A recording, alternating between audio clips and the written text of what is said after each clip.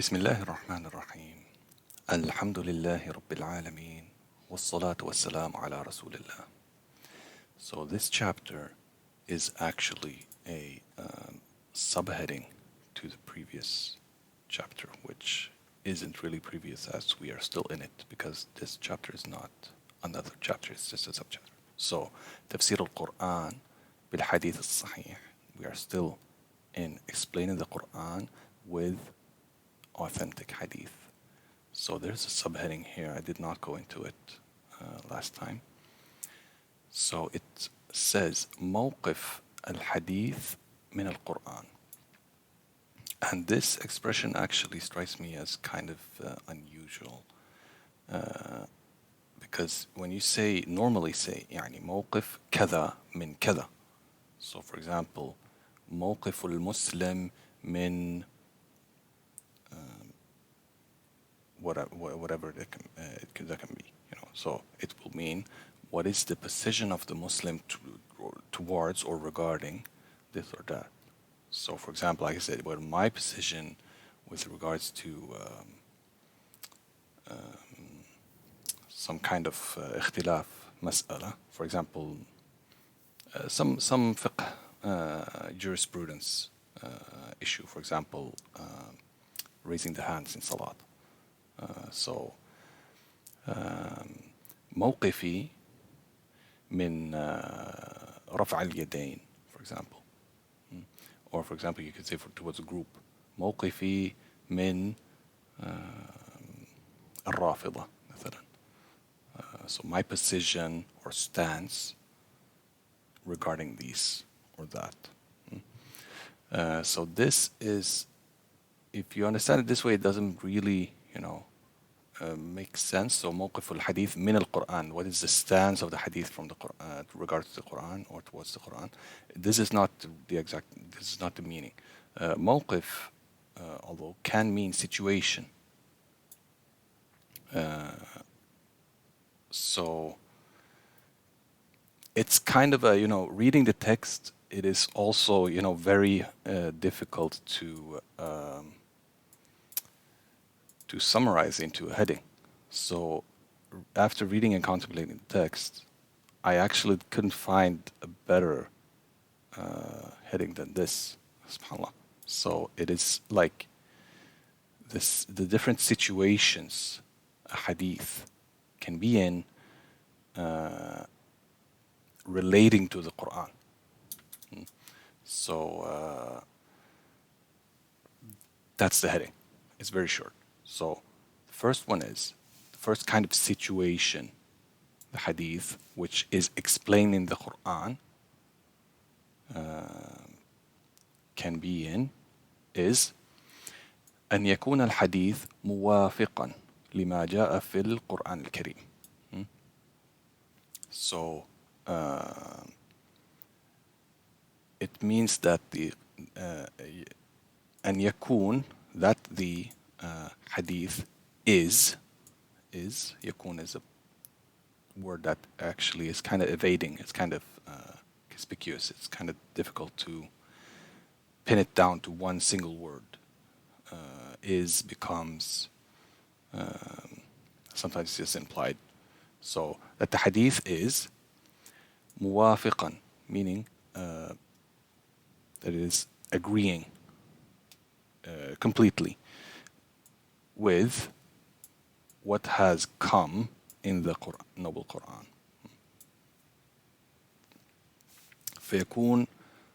فيكون توارد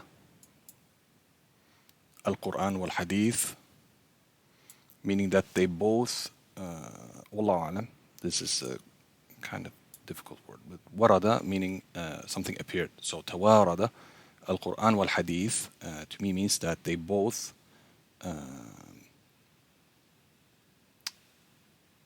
like appear in the same meaning, let's say. من باب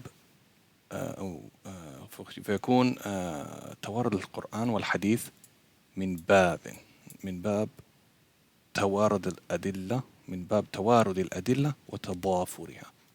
So it's essentially saying that the same thing. So both are like a dalil for the same thing.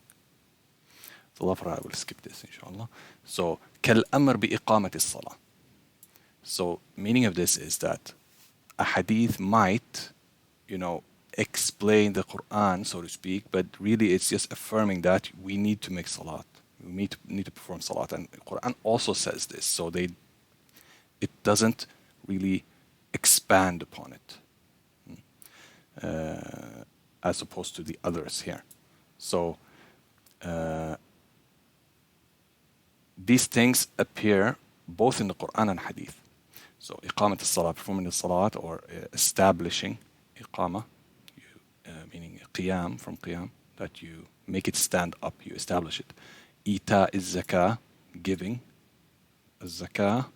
صوم Ramadan, fasting Ramadan. حج البيت, pilgrimage to the house.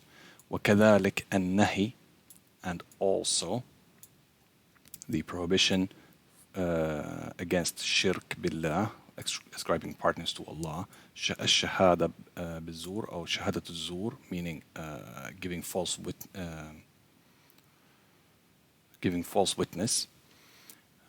And also actually this can mean to attend bad situations, or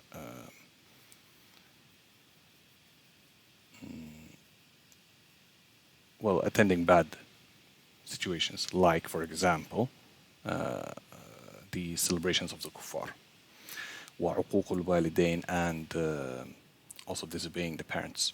وكذلك الجهاد في سبيل الله. This is obviously not a nahi, like this is not a prohibited thing, but also al-jihad fi sabilillah is mentioned in both Quran and Hadith. وغير ذلك, meaning etc. and others than that. The second kind of situation the Hadith can appear in, and يأتي الحديث, that the Hadith comes مبينا, to clarify something which has come in the Quran al-Kareem, وتفصيلا له, and to further specify what has come in the Quran al-Kareem. So ha here is referring to ma. So it either clarifies or specifies. Ka, like, you can also say مثل, كتفصيل مواقيت الصلاة. So like specifying the timings for the prayers. وعدد ركعاتها, and the number of its raka'at. وبيان مقادير, and the clarification of the amounts, مقدار, مقادير, amounts of zakat, وأوقاتها, and its ordained times. والأموال التي تزكى, and the belongings that are actually given in zakat, like they are given in alms, I think it's called. وكذلك أحكام الصوم, and also the rules of fasting. ومناسك الحج. المناسك, I believe it means like ceremonies of al-Hajj. وغير ذلك, etc. مما جاء, and etc. of what has come في القرآن. مجملا.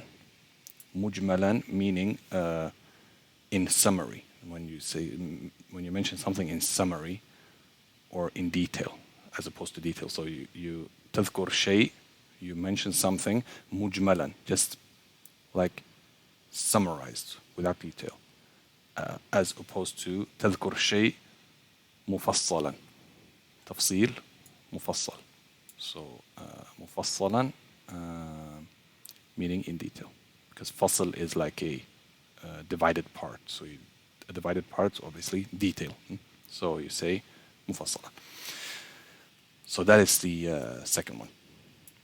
Third one, and يأتي الحديث, that the hadith will come مثبتا to establish لي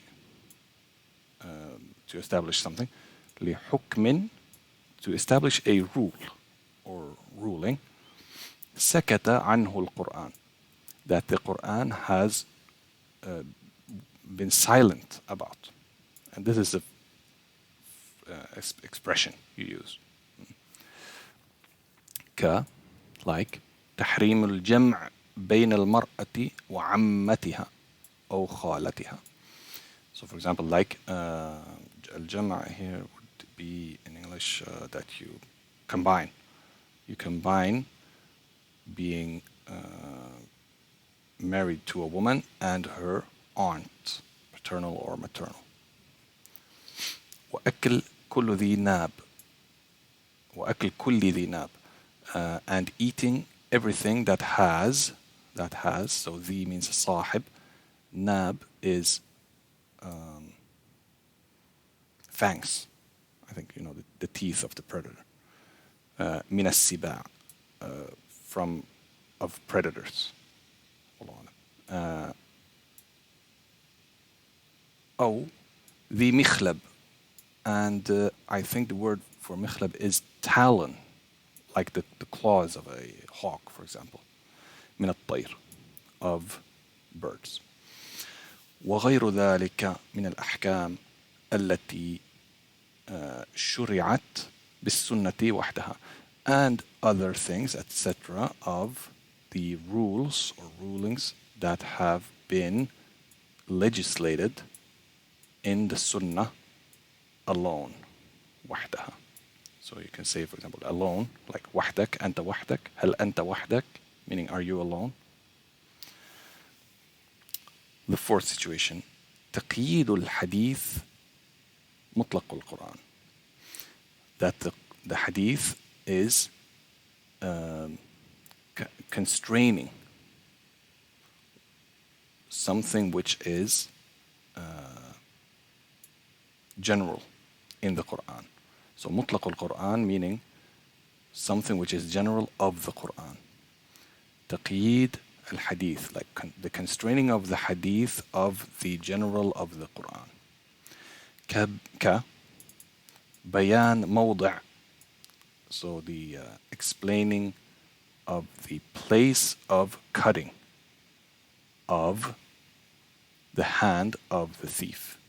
So it's something that Sheikh Al-Albani is famous to mention in his one of his speeches of the introductions of Salafiyya, that he says that سيبويه هذا العصر لا يمكن أن يحدد موضع القطع من يد السارق. Like the most expert in Arabic cannot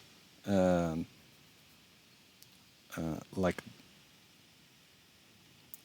say specifically where the thief's hand should be cut, because yed can mean like all the way from the, I don't know exactly, but like from the wrist to the, let's say, elbow, for example. So there's some it's a broad word. So say yed, where should it be cut?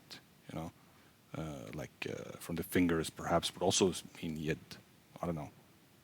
You know, so this is specified in the Sunnah. And you have the fifth one and the last one, right? Yeah, the last one. تخصيص الحديث لعام القرآن.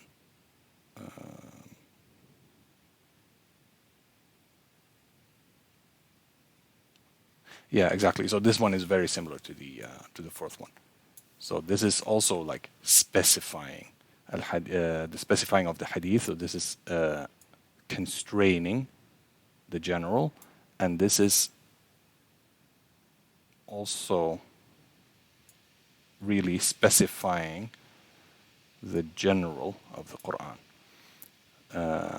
like the amount that the cutting